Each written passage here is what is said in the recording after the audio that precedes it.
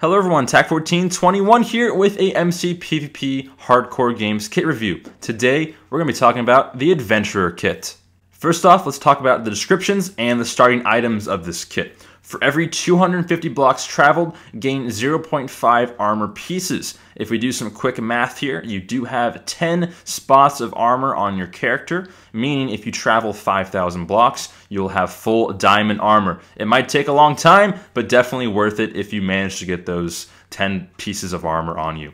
Traveling 250 blocks in X or Z will add half an armor piece. Notice this does not include the Y direction, meaning if you jump up and down a bunch of times, you cannot gain armor, as well as if you're trying to pillar up to some large destination, like a tower or something like that, you will not be able to get armor on your character. It does not reset when you jump up and down, it just does not add to the 250 block contribution to getting your armor piece. You also cannot gain armor when a player is within 10 blocks of you. So be careful teaming with people, because if someone's within a 10 block radius of yourself, you cannot gain armor. There's also no real starting items besides a compass with this kit. All kits get the compass in the hardcore games, but there's no extra starting item with this kit. One extra piece of information that's not included in the descriptions that is important to add is that if you pick up some armor, you cannot actually put it on your character. The only way of getting armor on your character is by traveling these 250 block radius or distance with your character throughout the game. Throughout the course of the game, you'll notice that you gain different pieces of armor on your character. The amount of armor, the different types of armor that you have will eventually go from leather to diamonds, and it just depends on where you are as far as how many blocks you've traveled and how many pieces you've gained is what type of armor that you have on your character. So if you do find some armor from some dead person's pile of loot, or you find it in a chest, or if you craft it yourself, you cannot actually put it on. So do be careful about that, but that makes it that much better if you are teaming with someone, because they basically get all this armor for themselves. You don't have to worry about getting armor for them. They just have to worry about getting armor for you. And all you really have to do is make yourself a sword, either a diamond sword or an iron sword throughout the course of the game. Two huge pieces of advice if you are playing this kit. I think the very first thing that you have to be aware of is always be on the move. You always want to be moving, and that's kind of the name of the game with this kit, is you're adventuring out into the wilderness of the Minecraft server, whatever server you're playing on, whatever game that you're in. You always have to be on the move, whether if that's hunting down players and eventually trying to kill them, or if it's just staying away from all the players, going to the force field, and just kind of running from place to place. You always want to be on the move. Now, the second rule of thumb with this kit, because you're always on the move, you want to have food on you. You want to make sure you get any form of food out there. And that's very easy on the hardcore servers for MCPVP. There's a lot of different ways to make food. There's a lot of different ways of making soup. You can get cacti to get soup. You can get cocoa beans. You get the mushroom stew. You can also find different mobs. You can find pigs, cows, chicken, and you can also kill, some zombies for rotten flesh if you're desperate. There's lots of different ways to get food out there. You can also find it in chests. You can find it at a village. So just keep in mind, there's a lot of different ways of getting food. You just have to make sure that you get that food and you're always on the run with this kit. Having said that, in order to play this kit and have success with the Adventurer kit, I think you need to have a different mindset going into the game. It's unlike any kit that you've really played, and I think that's really important to note. A lot of times players think that the game is won by going to the feast, and I've always said that. I always think that the winner of the feast is going to be basically the winner of the game. Win the feast, win the game. But with this kit, it really changes things. You don't need to go to the feast. A lot of the things at the feast, a lot of people go to the feast to get your diamond sword, to get all the potions there, to get all the armor. The biggest thing at the feast is the diamond armor and the diamond sword. The potions are definitely an added bonus. You can get yourself a bow and arrow, you can get yourself TNT, flint and steel, all that stuff is great. But with this kit, you don't really need to go to the feast. You can stay kind of away from the feast. You can continue to get your diamond armor. This is a very kind of weak mid-game kit. A lot of players, by the 20th minute, they'll have their iron armor, if they're going for armor, that is. They'll have their iron armor on them.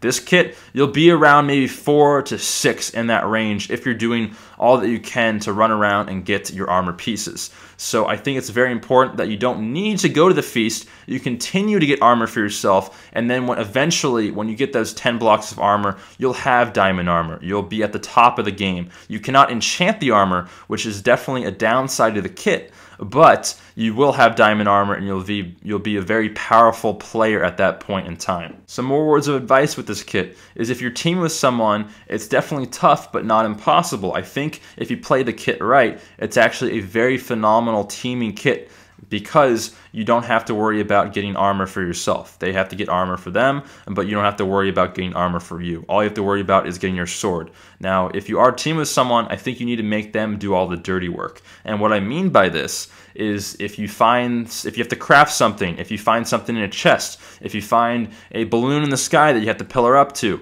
make them do all the dirty work, make them craft everything. If you are going to exchange items between one another, make them throw it somewhere for you to get it so you're not within 10 blocks of them, and just keep going. You always want to be on the run, like I said earlier. You always want to have food. You can have them get food for you. If they're a cultivator, it makes things a lot easier. If there's some way of getting food, if they're a kit that can get food for you, it makes things a lot easier, but you don't necessarily need to have them be some kind of kit that gets you food, because like I said previously, there are different ways, there are a lot of different ways to get food in the hardcore games. So I think this is a very good teaming kit. You just got to play it right and have the right mindset. Now let's go ahead and sum everything up with my scale of performance on a scale of 1 to 10. First of all, let's talk about the early game.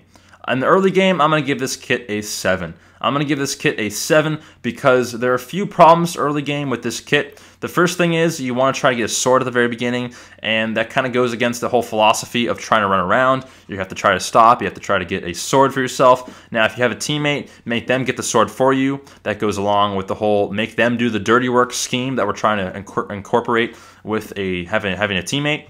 But if you don't have a teammate and you have to go solo, you have to make yourself a sword, which can run into problems. And also, at the very beginning of the game, if a player follows you and they're within 10 blocks of you, you might have to run into problems there. So early game, try to run away from everyone, try to do your own thing, try to be separated from the rest of the pack. If you're going to get yourself a sword, make yourself a sword quickly and continue to run around the map and try to get some armor for yourself. The next category on my list is mid-game, and I'm going to give this kit a 6. I think the weakest part about this kit is the mid-game. That 5 to 20 minute mark, 25 minute mark of this kit is very, very weak. And the reason why is because you can't put on armor for yourself. You also have to try to find yourself a diamond or iron sword if you have a chance of fighting anyone. Most of the time, mid-game, people start to get a lot of armor. They'll start to hunt people down. And if you're on their targeted list of people to hunt down, if they're locked onto you and they try to find you, you can run into a lot of problems because you do not have your full iron armor at that point. You only have around 3 to 4, sometimes 5 armor pieces on you. So you have to be very, very careful at mid-game to not really get into too many fights unless they have less armor than you. You can also run into the same situation where you're trying to hunt people down who might not have any armor yet. They're still trying to figure out what they want to do in the game. They're still trying to find where they want to camp or who they want to hunt down or where to find food, etc., etc. And you can easily pick them off because you might have 3 to 4, sometimes 5 armor on you to try to hunt them down. Next, let's talk about late game. Late game, I'm going to give this kit a 10. This is where this kit really shines, when you have that full diamond armor. Now, I'm going to give it a 10 because I think it's one of the best late game kits out there because there's not really any other kits that guarantees you having diamond armor. Some of these kits give you a lot of different bonuses, like Viper will give you the poison bonus in PvP fights, and Stomper will give you that late game bonus of you don't even really need armor, you just need to stomp down someone and one-shot them. But this kit provides you full diamond armor if you play the game right. So that's why I'm going to give it a 10. Now, you cannot enchant this armor, which definitely stinks, but if you played the game right, you should have a diamond sword, you should have that diamond armor on you, and you'll be a very, very powerful fighter at that point. The next thing on my list is solo kit. How does this kit fare on its own without any teammates? I'm going to give this kit a 9. I think it does very well when you're playing by yourself, The only thing that you have to worry about is separating yourself from the pack, and if you're playing by yourself, that's exactly what you're going to be doing. You're going to be separating yourself from the pack. You're not going to really rely on anyone. You can have all the food to yourself, and all you have to worry about is crafting those 2 iron ingots, getting yourself an iron sword, eventually a diamond sword. Hopefully, if you find some diamond from the chest, you can just run from chest to chest, try to find different like villages or chests out there. There's a mini feast. You can go after the mini feast. Just run around and have fun with the game. It's a very good solo kit. The next thing on my list is a team kit. Now, I don't think it's as good as playing solo, but you have some definitely some added bonuses of having a teammate. You just have to be very careful, and sometimes you could run into problems by having your teammate close to you, and sometimes you have to share food. But overall, I think it's a pretty solid team kit, and that's why I'm going to give it a 7. The next thing on my list is the fun factor. I think there's a lot of fun kits out there. You definitely have to try to find fun with this kit. Some things that I like to do is I like to try to go from chest to chest, try to find the chests out there, try to find those temples, and try to find those villages to definitely get my character to have some better swords, maybe find some poison potions, enchant some things if you find a mini feast. So you have to try to find the fun for yourself. I like to try to build a cake, make a cake. I've done that in a few games just to kind of pass the time of running around, because it can get a little just weird, or whatever you want to call it, not fun, I guess, by just running around in the same old circle. So try to run around and try to make fun out of this kit for yourself. But overall, I'm going to give it a 7. Last but not least, overall category, I'm going to give this kit an 8 out of 10. I think it's a very good kit. I like using the kit a lot. You definitely have to have a different mindset. It provides a little bit of a learning curve trying to figure out how to play with the kit effectively and try to have success with it. But follow all kind of my guidelines that I gave everyone, and you should be good. You should have a fun time with this kit if you're using it, and just be always on the run. When you do eventually get full diamond armor, once you run those 5,000 blocks for yourself, then you are no longer an adventurer, you are a conqueror, and you have to try to conquer everyone else in the game and try to win it for yourself. Hopefully you guys enjoyed this kit review. Hopefully you gained something from it. I'd like to thank everyone for watching my adventure kit review. And if you are watching this somewhere else on the internet somewhere, be sure to give my channel a quick view, maybe subscribe. It's TAC1421 Games. You can find it pretty easily on old YouTube. And hopefully you subscribe and give my channel some love. That'd be greatly appreciated. But I had a fun time playing with this kit. I had a fun time doing the kit review. I'm going to go off an adventure. And for myself, until next time, take it easy, everyone. Peace.